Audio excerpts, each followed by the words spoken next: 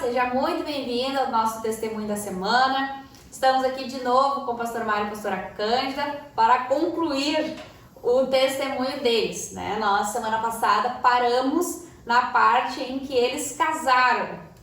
E agora eles vão falar um pouco sobre como foi depois do casamento, assumir o ministério pastoral, os filhos e até hoje. Pastor Mário. Ok, nós estávamos lembrando que logo após o casamento, eu tinha ainda 3 semestres de teologia, fomos morar em Porto Alegre até a formatura e até assumir então o pastorado oficialmente. A palavra que foi um lema para mim na vocação, Isaías capítulo 41, 10, que é uma palavra que me mantém, me estimula e me dá uma direção até hoje, diz assim: não temas porque eu estou contigo, não fique com medo porque eu sou o teu Deus, eu te dou força, sim, eu o ajudo, eu seguro com a minha direita da minha justiça. Essa palavra foi a palavra que deu orientação para a vocação, o começo dos estudos de teologia, mas principalmente para o pastorado. Naqueles primeiros 3 semestres, nós éramos recém-casados, estudantes, e foi um tempo de nós nos prepararmos como casal para depois entrarmos no ministério pastoral, que seria um outro casamento, que seria uma aliança com a igreja também. Então foi um tempo bom, oportuno, em Porto Alegre. Em 89 nós fomos designados primeiramente para São Paulo. E havia muitas vagas na época na igreja e aquela era uma vaga mais antiga. Fomos enviados para lá, porém lá o requisito era a língua alemã fluente. E a minha língua alemã ela é muito limitada. Como se diz em alemão é ein bisschen, é só uma mordidinha. Então retornamos de lá e havia um contato com a igreja de Cachoeirinha. A igreja de Cachoeirinha era uma igreja com bastantes problemas financeiros, estruturais, não havia casa pastoral, mas havia um povo que era temente a Deus. E quando eles nos perguntaram se nós aceitaríamos ser pastor deles, eu disse: se a igreja nos designar, nós aceitaremos. Bem, em 1º de setembro de 89, nós íamos para uma reunião de avaliação para ver se o conselho da igreja também nos aceitaria como recém-formados e designados pela igreja. O que nós encontramos? Encontramos uma boa parte da igreja querendo o avivamento, querendo uma igreja bíblica, menos tradicional e com disposição de conhecer mais a Deus. E por outro lado, uma igreja tradicional, querendo manter os costumes da cultura alemã também e das tradições da igreja luterana. Era uma igreja dividida, uma igreja empobrecida também, havia muitas carências, porém nos motivou muito aqueles que nos acolheram de uma maneira amorosa, entenderam que nós éramos novos, tínhamos várias limitações, inexperiências, e assim nós fomos construindo um relacionamento com a igreja em Cachoeirinha. Então, foi bastante difícil assim os primeiros momentos, né? Nós ficamos casados 1 ano e meio ainda em Porto Alegre, né? Depois nós viemos para Cachoeirinha e foi bem interessante assim o tempo onde nós primeiro fomos só um casal casado estudando. Depois, né, 1 ano e meio depois, assumimos então uma comunidade. Então nós já estávamos um pouco adaptados, nós os dois, e aí fomos nos adaptando a uma cidade nova. Quer dizer, até a primeira a gente morou em Gravataí, né, 10 meses nós moramos em Gravataí. E aí a casa aqui ficou pronta, na 55, e nós nos mudamos. Então moramos no pátio da igreja durante 15 anos, né? E foi um tempo muito especial, tivemos algumas lutas, algumas dificuldades, né? Então tivemos esse tempo onde nós nos adaptamos à nova cidade, né? Ao ministério pastoral, e aí o Senhor nos presenteou com a Stephanie. 2 anos e meio depois, 2 anos e 4 meses depois, com a Samuele.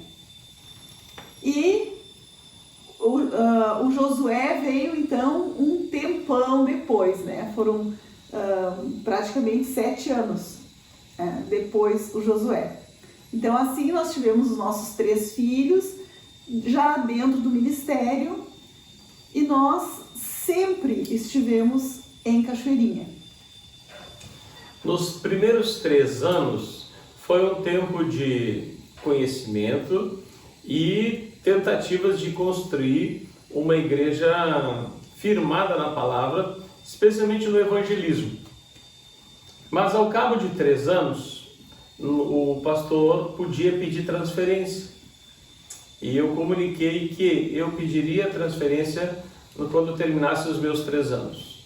E a diretoria perguntou por quê. Eu disse, olha, eu já fiz todos os meus esforços para atrair, né, uma igreja avivamento, mas há muita resistência. Ainda se faziam almoços uma vez por mês com bebida alcoólica na igreja. E nós não estávamos conseguindo mais romper com aquilo, era muito desgastante. Então a diretoria, na época, composta por vários irmãos, Célio de Santos, Francisco Raider, irmão de Lon Menger, Ruby Miller e tantos outros, me perguntaram, então, pastor, o que o senhor propõe para ficar? Eles queriam que nós ficássemos. Eu disse, bem, eu proponho uma igreja que parta para a evangelização, tanto interna, de membros que são membros, mas não são crentes, quanto de externos. Parar de pensar só uma igreja de manutenção, uma igreja para fora, conforme o significado da palavra eclésia, né? É para fora. E eles então aceitaram o meu desafio, disseram assim, eu fico como pastor, mas nós devemos promover o evangelismo interno com aqueles que são membros, mas não são tementes a Deus, não têm um relacionamento com Deus, são ligados à igreja tradicionalmente, comodamente, e não têm vida, mas talvez nunca tiveram vida com Deus. Então partimos para a evangelização interna, com campanhas. E aí foi muito importante o conjunto Nova Estrada, do Ministério Jansten de Gramado, que nós fizemos visitação de casa em casa de todos os membros, convidando eles para estarem na igreja. E também para aqueles que não eram membros da igreja. Então, em 3 anos, nós fizemos campanhas consecutivas. Os resultados foram excelentes. Nós tínhamos vidas salvas, nós tínhamos grupos de discipulado, grupos de estudos bíblicos, né? Havia núcleos na cidade, e os cultos eram realmente bastante empolgados. Criamos o culto da noite, que não tinha, era só o culto às 9 horas da manhã, então nós estabelecemos um culto à noite, com uma ordem de culto mais livre e com louvores mais modernos, dispensando muito dos cancioneiros tradicionais. E aí então começou um mover muito grande de Deus. Falando um pouco de mim, né? Quando o Mário me pediu em namoro, eu tinha uma grande dúvida de aceitar, não por causa do nosso relacionamento, mas porque achava muito complicado o fato de eu ser esposa de pastor. Talvez hoje, vocês que me conhecem de agora, né, de alguns anos, não sabem, ou só de ouvir falar, né, de eu falar, que eu sou uma pessoa muito tímida. Quem me conhece, né, conhece lá de Pelotas, sabe que eu sabia conversar bem quando estávamos com poucas pessoas. mas numa rodinha um pouquinho maior, eu não era capaz de abrir a minha boca. Então, eu mesmo entendia que isso seria um grande empecilho para mim, que eu teria dificuldade de me expressar, dificuldade de liderar qualquer coisa, porque eu não sou uma líder nata, né? Hoje, dá para dizer que eu sou um milagre de Deus, né, em termos de liderança. Se eu lidero alguma coisa é porque o Senhor me permitiu ser assim. Isso me emociona porque eu olhava para mim mesma e pensava, como é que vai ser isso? E eu creio que eu realmente acreditava que Deus podia fazer alguma coisa. Ou que, né, eu pudesse ser assim quietinha no meu canto, só por detrás das cortinas, né, que eu não estivesse assim à frente. E Deus foi mudando isso em mim, né? Essa timidez muitas vezes bate, né? É algo que está dentro de mim, é algo que eu preciso controlar e que eu preciso me esforçar cada vez. Eu lembro assim de algumas situações no início, né? Das pessoas exigirem de mim que eu estivesse orando, que eu estivesse puxando alguma coisa assim, em termos de puxar a frente, né? De liderar, e era muito difícil. Foi uma luta muito grande. Então, você, né, que é tímido, eu acho que se você tem um chamado e Deus tem falado contigo, se esforce, porque o reino de Deus, ele é ganho através do sacrifício, né? Todas as coisas, o pastor Mário fala muito isso, de que nós devemos nos esforçar, né? Então, para mim, assim, hoje eu olho para mim mesma e penso, poxa, que obra que Deus tem feito, né? Porque eu não tinha nem coragem de orar em voz alta quando tinha 5 pessoas. Isso é um processo de obediência, quando a Cândida escolhe obedecer, e nós também escolhemos obedecer, servir a Deus, nós apresentamos as nossas limitações a Deus. E Ele, confirmando a vocação, é responsável pelas capacitações. Então Ele foi nos capacitando para os desafios que vinham ao nosso encontro. Então uma igreja que tinha essa... começou a ter o evangelismo, com o evangelismo começou a ter vidas, e hoje tem vidas, tem desafios. Então fomos aprender coisas que no seminário a gente não chegou a aprender, como por exemplo cura interior, libertação, profecia, visões, batismo do Espírito Santo. Então coisas novas começaram a acontecer para ajudar pessoas que vinham à igreja vinham carregadas de problemas, que até então uma igreja tradicional ela se limitava aos ofícios, né? Os ofícios eclesiásticos, né? Casamento, sepultamento, batismo, os cultos, enfim. Mas como a igreja agora estava avançando, ganhando almas, vinham também desafios novos, que nós tínhamos que ir nos preparando para esses desafios novos. E a igreja que, quando nós chegamos, ela era uma igreja muito fraca, financeiramente fraca, participação muito fraca, não tinha uma estrutura adequada, sala para as crianças não havia uma série de limites, nem casa pastoral tinha, onde atualmente é a casa da 55, era um galinheiro que tinha ali, era tudo muito precário. Então, na medida em que houve uma renovação espiritual, a ênfase na palavra, a ênfase no evangelismo e ênfase de cuidar de pessoas, as outras coisas vieram. O templo foi aumentado, só ficou uma parede em pé, todas as outras paredes foram derrubadas, reconstruídas, né? Foi tudo feito novo. E Deus foi nos dando espaços para a gente ganhar mais almas e cuidar de mais pessoas. Isso foi crescendo, né, até o ano de 2005. Em 2005, nós tínhamos algumas experiências com o Espírito Santo. E essas experiências com o Espírito Santo nos abriram um leque de possibilidades ministeriais, que nós estávamos assim impressionados com o agir do Espírito Santo.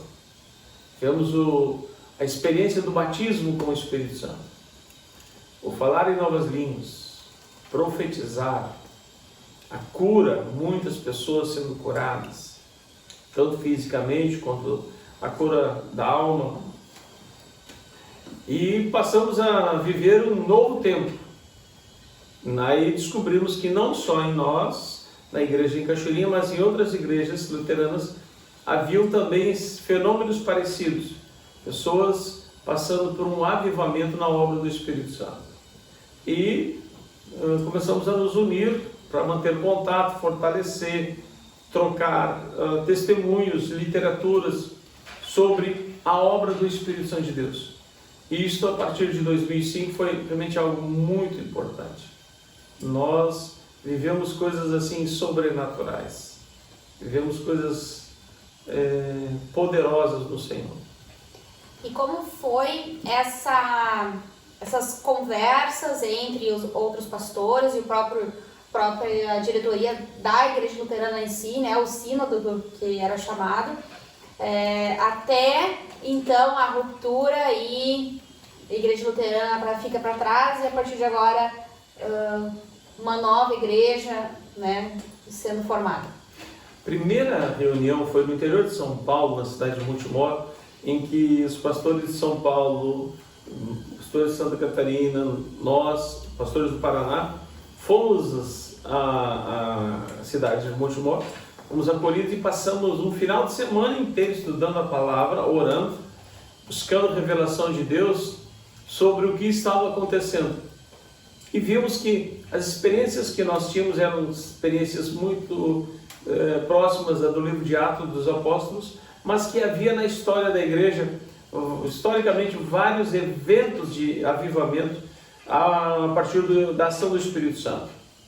E nós fomos nos identificando, vimos em algumas partes do mundo que luteranos em lugares diferentes passavam por um avivamento. Nos Estados Unidos já era um avivamento da década de 70, estivemos também na Letônia, a um congresso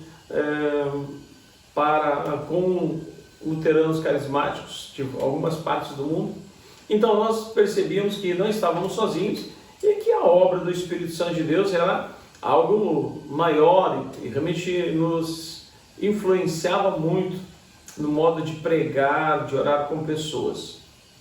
E voltamos de São Paulo, começamos a constituir um grupo para abrir essas experiências. Nós criamos então as conferências nacionais do Espírito Santo. Esteve em Tramandaí e Joinville foram Ivoti, Tramandaí e Joinville. Nós realizamos algumas conferências de grande porte, onde tínhamos convidados pastores internacionais, luteranos, outros não, que vinham trazer para nós uma direção teológica e espiritual. E muitas pessoas recebiam um renovo de Deus, eram batizadas com o Espírito Santo. Isso cresceu a nível nacional e com isso vieram também desejos de praticar mais fatos da palavra de Deus. Por exemplo, o batismo. Aos poucos fomos abandonando o batismo de crianças e passamos a fazer a dedicação de crianças e não batizando, e passamos a batizar adultos. Isso dentro da igreja luterana, que batiza principalmente crianças, começou a gerar um desconforto com relação à nossa prática. O fato de nós crermos nos dons espirituais, revelação, expulsão de demônios, curas, de orar por pessoas serem curadas, ungí-las com óleo, que também não era uma prática na igreja luterana, gerou um desconforto e uma opressão também. Então nós passamos a ser mal vistos dentro da igreja luterana. E a partir de 2006 começou então uma perseguição para que nós voltássemos aos ritos antigos da igreja, ou saíssemos da igreja. Nós chegamos a ser perto de 40 pastores em todo o país com esta ação, né, dos carismas do Espírito Santo.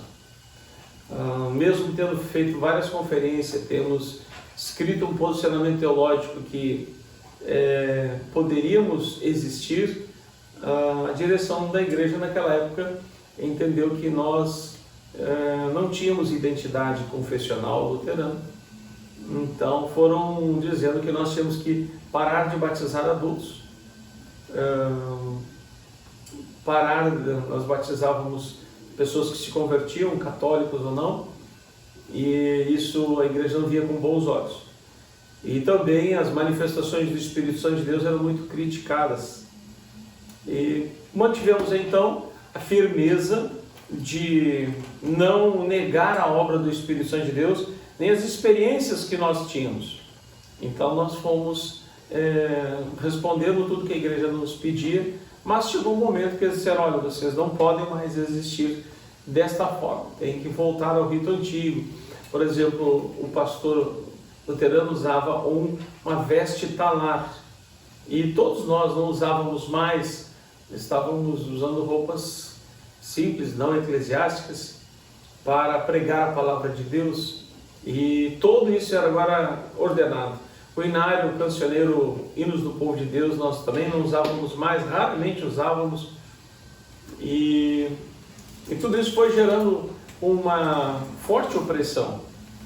E no ano de 2006, né, nós fomos pressionados então a tomar uma decisão.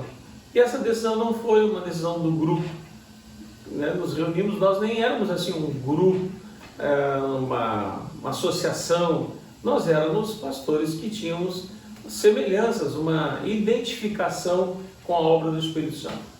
Às vezes a gente fala, né, o pastor Mário está contando assim, parece que foram dias ou meses, né? Foram 9 anos que nós estivemos frequentando reuniões tensas, né? E eu muitas vezes estive junto nessas reuniões, né? Algumas vezes não me foi permitido, ou eu não fui convidada para estar junto. Então o pastor Mário chegava com dificuldades, né? Até com dor no estômago, passava muitos dias às vezes não se alimentando direito, de tenso, né? Isso gerou uma gastrite. Então nós tivemos assim, talvez a igreja nem tinha percebido, né? 9 anos a gente orando e vivendo esses momentos tensos, né? Em 2006 nós constituímos a Igreja Evangélica Seara. Não havia prédio, não havia nada. Constituímos uma diretoria. Dessa diretoria fazia parte já a Dona Eva, minha sogra, que não está mais conosco, o Inácio Santana, que também está conosco, Valmiro Berval, alguns irmãos que foram muito preciosos, o Ruby Miller, que, enfim, vários homens e mulheres que foram muito preciosos. Constituímos para organizar como seríamos dali para frente, já que havia um litígio entre a Igreja Nacional e a comunidade evangélica luterana local sobre prédio e tudo. Nós optamos para ir em frente.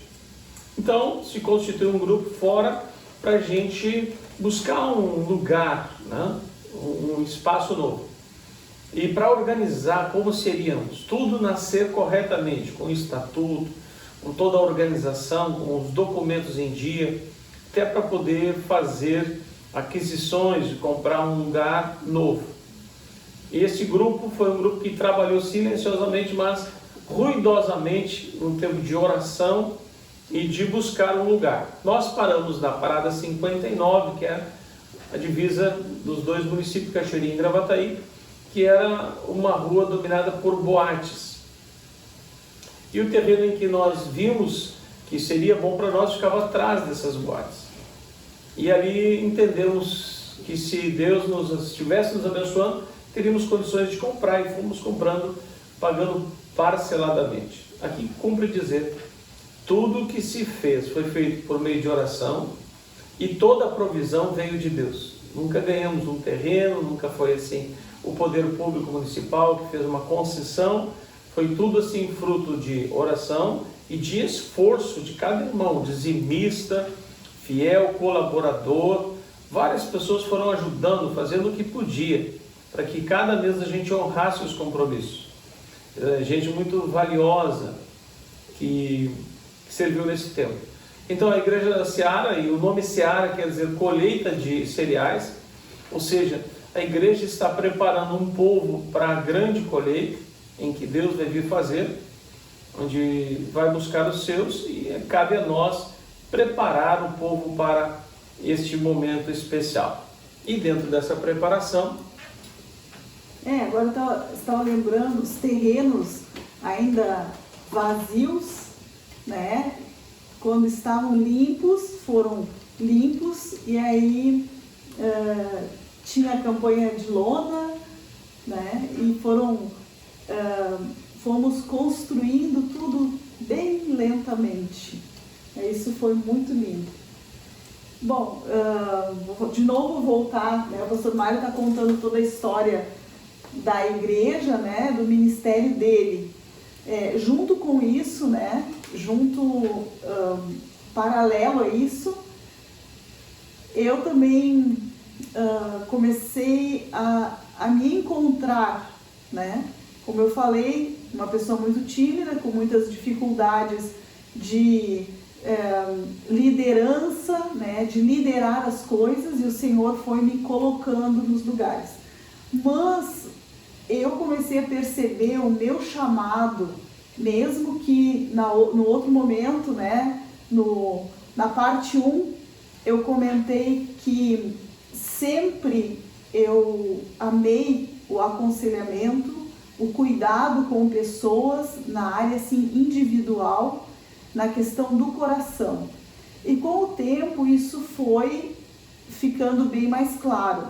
Nós não entendíamos nada da questão de cura interior, de libertação, nós não sabíamos nem que isso existia quando nós ingressamos no ministério pastoral. Mas com o tempo, né, nós fomos percebendo a necessidade de aprendermos mais sobre essas questões do coração, da mente, do espírito. Então nós fomos buscando mais profundamente. Então, junto com esse tempo de avivamento, né, que aconteceu na igreja toda, então a questão da cura interior, da libertação, veio caminhando junto. E realmente essa é a área que brilha os meus olhos, né, que me faz realmente entender que esse é o ministério que Deus me chamou, para a questão, né, de cuidar da alma, dos relacionamentos, cuidar para que as pessoas possam viver um tempo novo, um tempo de alegria na sua alma e na sua vida. Então agora que nós estamos vivendo, né, com muitas questões de depressão, antes da pandemia já era bastante grave, bastante difícil, né, as pessoas com depressão e pânico, fobias, né? O Senhor tem me chamado e me dado a alegria de poder ajudar pessoas. E como eu falo, né, sempre digo que eu sou simplesmente um cano, um cano precisa estar disposto e disponível para fluir a água, né? Para fluir a graça de Deus.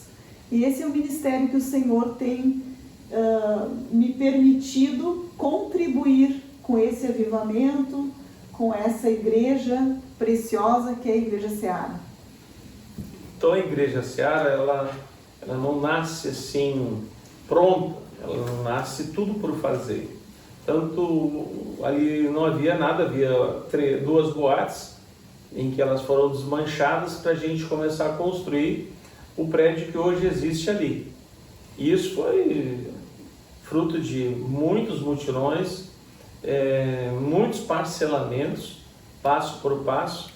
E quando nós nos mudamos para aquele lugar, né, lá em 2011, nós fomos para lá, já fazem 10 anos, era um prédio muito longe do que é hoje. Haviam apenas as colunas, tudo foi fechado com tapumes de obra para a gente realizar os cultos.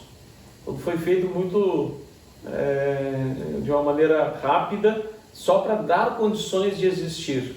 Então, em 31 de maio de 2011, nós tivemos o primeiro culto de obreiros para uma segunda-feira, à noite fria, onde fomos tomar posse do lugar espiritualmente.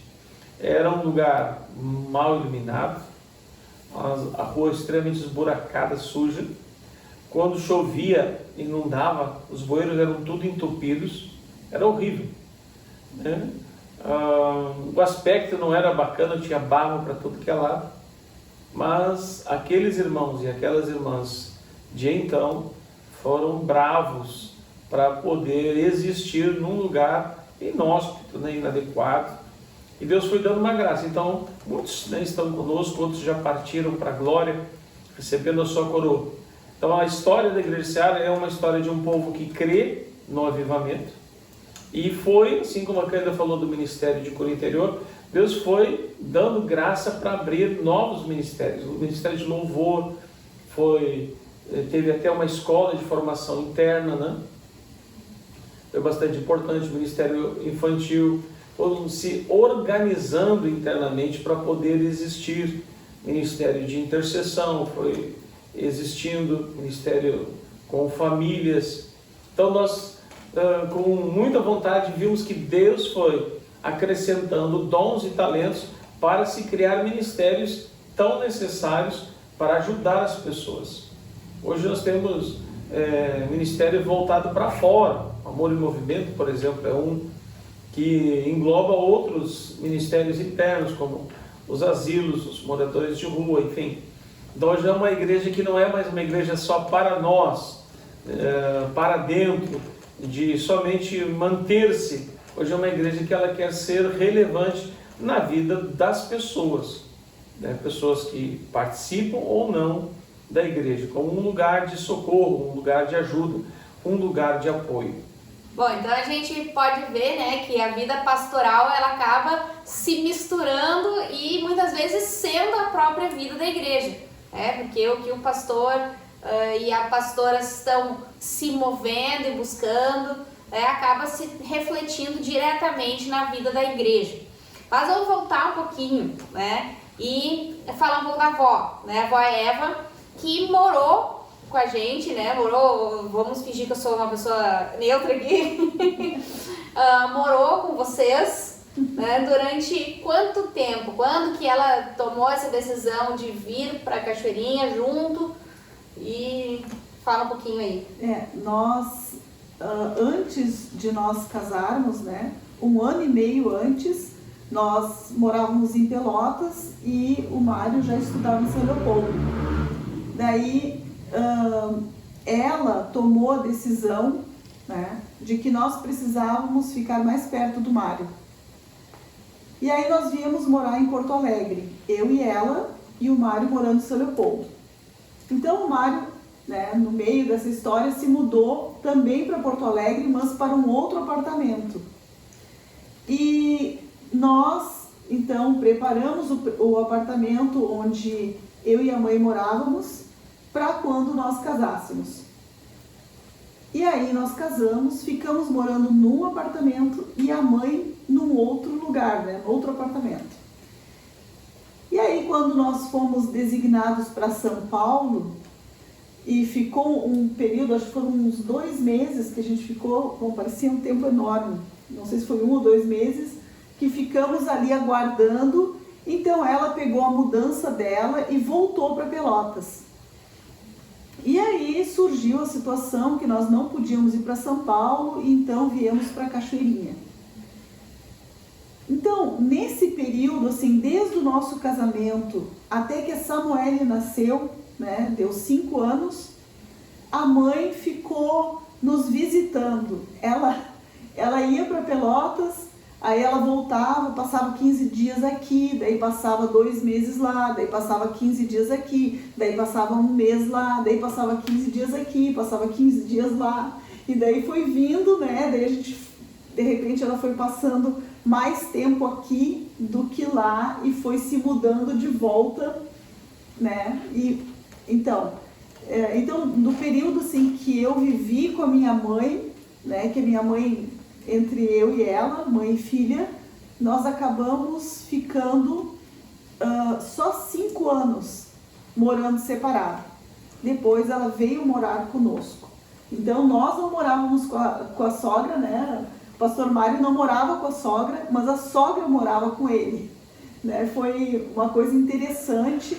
E a mãe era uma pessoa assim que ela era de um ótimo convívio, né? Então dava pra gente viver tranquila com ela. Ela sabia que na casa do Mário era ele que era o chefe da família, e quando nós íamos a Pelotas, então o chefe lá era ela, e nós, né, precisávamos então nos submeter às coisas que ela dizia.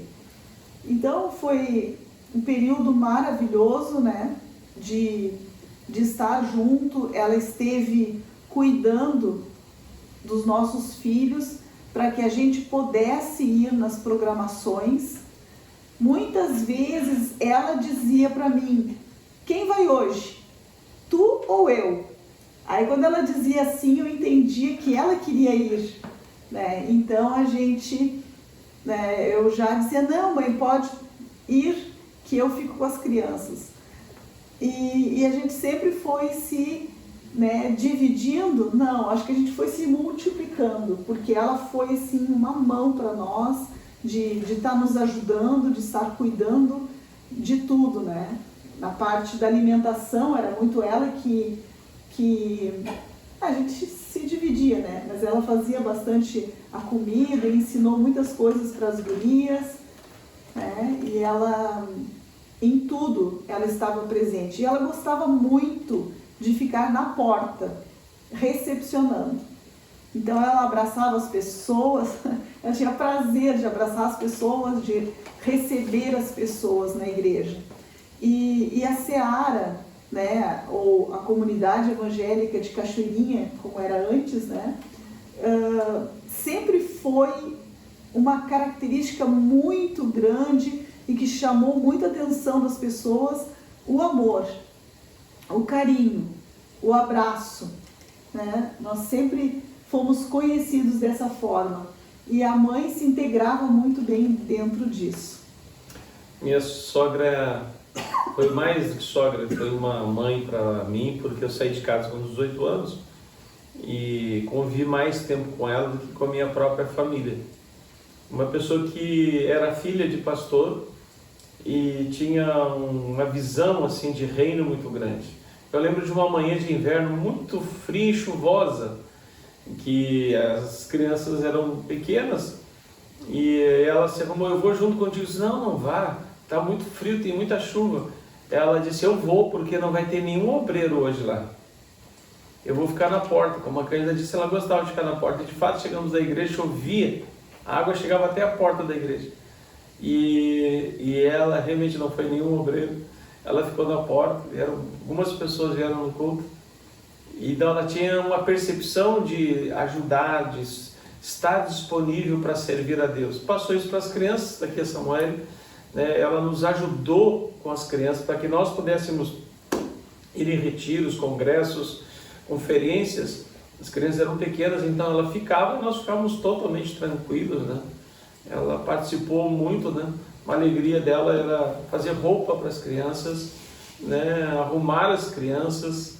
E o Josué também, ela teve oportunidade de participar, né, da infância do Josué.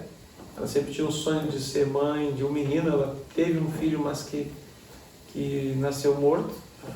Então ela participou intensamente da nossa vida familiar. Foi assim um presente de Deus. Hoje já fazem 11 anos que ela já... 12 anos, fazendo 12 anos que ela já não está mais conosco. Então a gente sente ainda muita falta falando disso, porque muitos têm dificuldade com o seu sogro, com a sua sogra, mas no nosso caso, no meu caso, foi assim uma bênção, um privilégio de ver alguém que amava a Deus, nos ajudou muito com os nossos filhos.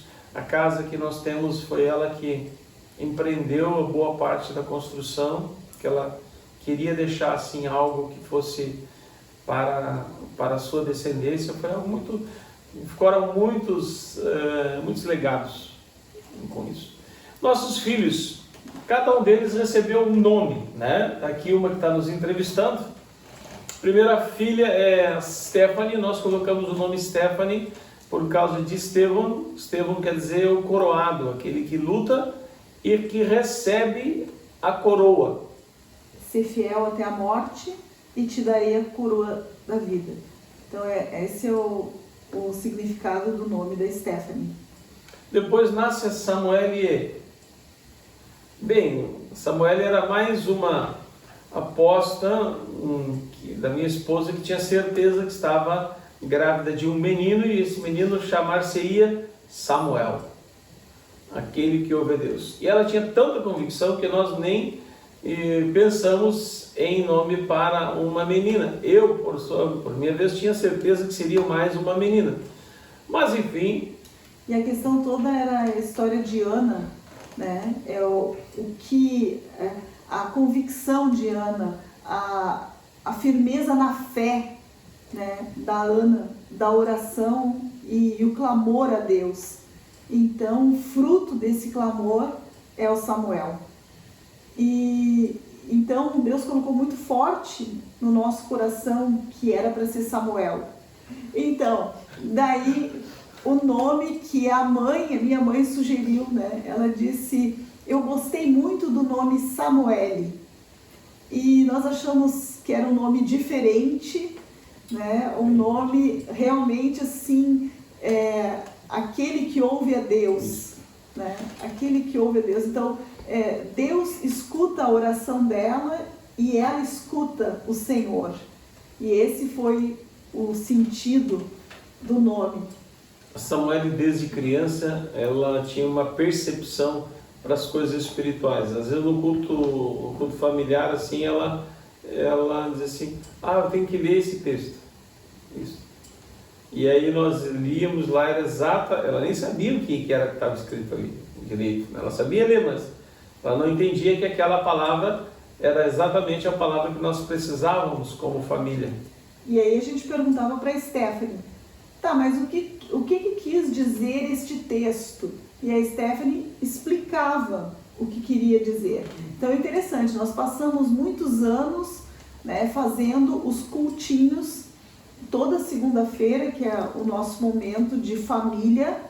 Nós sempre fizemos, né, e as gurias pintavam, depois com o Josué pequeno também, ele pintava, e a gente colava na porta da cozinha os desenhos que eles faziam durante esse momento de culto. Depois eles foram crescendo e a gente então fazia mais o compartilhar da palavra, né? E isso foram momentos maravilhosos da infância deles, onde nós estávamos sempre juntos, ouvindo a palavra de Deus, orando e cuidando, né, para que eles fossem crescendo na fé. Então, nós precisamos cuidar, né, dos nossos filhos, cuidar da parte física, da parte emocional, mas nós precisamos semear na vida deles a palavra de Deus. E ter momentos de compartilhar, ter momentos de sentar junto, ter momentos sérios, né, na palavra de Deus, ouvindo a historinha, né? E a mãe dizia assim para mim: tu tem tanto jeito para, né, para contar as histórias para as crianças, tu devia de ser professora da escolinha dominical. Isso era bem interessante, ela via dessa forma, né? Então, o Josué, bom, nós tínhamos duas meninas, né? A Samuel já estava com 6 anos E o Mário sempre dizendo na igreja, porque eu quero um menino, porque eu estou pedindo para o Senhor um menino. Então, nós chegamos nesse acordo de pedirmos ao Senhor esse menino. E realmente o Senhor, então, nos deu aquele menino de cachinhos dourados. Ele corria, né, pela igreja, porque ele não era calmo, não era assim, quietinho, era só um anjinho de cabelinhos e molinhas pulando, né? E então, Josué, o Senhor deu esse nome para ele. Porque quando eu tive dúvidas, né, será que vou começar tudo de novo? Depois de já ter as duas, a Stephanie com 9, e com quase 9, e a Samuele com 6. Vou começar tudo de novo, largar tudo que eu já trabalho no ministério e tal. E eu perguntei, Senhor, por que eu teria outra criança, né, outro nenê? E Deus disse, ele vai ser como Josué, ele vai ir além de Moisés. E isso me deu certeza, né, de que eu deveria ir em frente e tentarmos ter o Josué. Então, o nome Josué foi bem claro para nós, né, porque assim que o Senhor me falou isso, imediatamente eu falei para o Mário. E Deus falou muito conosco e nós tínhamos a certeza de que ele seria alguém forte e corajoso, né? E é realmente a característica dele. Bom, então você pode ver, né, o testemunho familiar, mas não só da família, mas como estruturalmente se formou a Seara através de uma renovação espiritual, né, da família do pastor Mário e da pastora Cândida, que foram aprendendo e descobrindo que o evangelho era muito mais do que o que se aprendia na igreja luterana. Eu me lembro de ser criança ainda antes de ter o Josué e já ver e participar de alguns processos de libertação. Então, como a pastora Cândida falou, não foi uma coisa assim de uma hora para outra, mas foi uma renovação que foi surgindo aos poucos. E aí, para finalizar, então, o pastor Mário e a pastora Cândida vão dar uma palavra final, né, de instrução, de como você pode sempre se manter, né, nessa renovação do Espírito, que é o nosso objetivo principal na Seara, né, que as pessoas recebam e tenham o Espírito Santo como seu guia. Bem, nós olhamos para trás e vemos que Deus fez coisas grandes com a nossa disposição de obedecer. Agora, tão importante quanto conquistar a renovação é manter a renovação. Esse é o nosso desafio. Senão nós vamos ficar sempre pensando no que foi no passado. E a obra de Deus, ela se renova, assim como as misericórdias de Deus se renovam, os desafios se renovam. E nós temos vários desafios para essa geração, para as próximas gerações. Um deles é plantar igrejas no estado do Rio Grande do Sul, o estado menos evangelizado da nação. Esse é um propósito, né, da missão Seara. Já temos a alegria de estar agora em Porto Alegre, Gravataí, Sapiranga, Ribeira, né? Já do outro lado, Rio Pardo, recentemente com Luciana Cíntia, e já sonhando de ir para outras cidades em que o evangelho careça de missionários, de pregadores, de pessoas que vão levar. Então, nosso alvo é olhar para frente e dizer, temos muito para fazer ainda, mas sempre será feito pela obra do Espírito Santo, com homens e mulheres capacitados e apaixonados por Ele.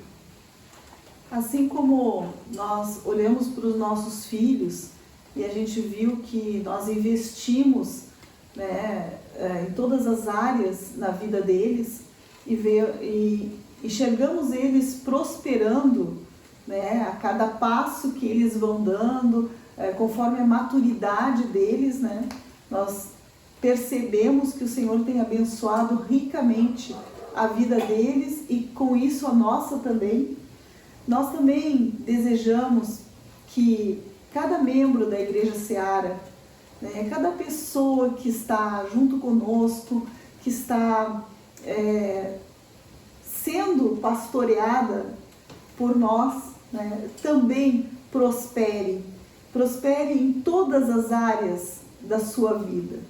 Então, nós realmente desejamos muito que Deus esteja abençoando cada um e que nós possamos nos unir em amor, nos unirmos em fé e esperança no Senhor. Amém? Então, nos vemos na próxima semana, no próximo testemunho. Que Deus te abençoe e você possa compartilhar e aprender muito com o testemunho do pastor Mário e da pastora Cândida.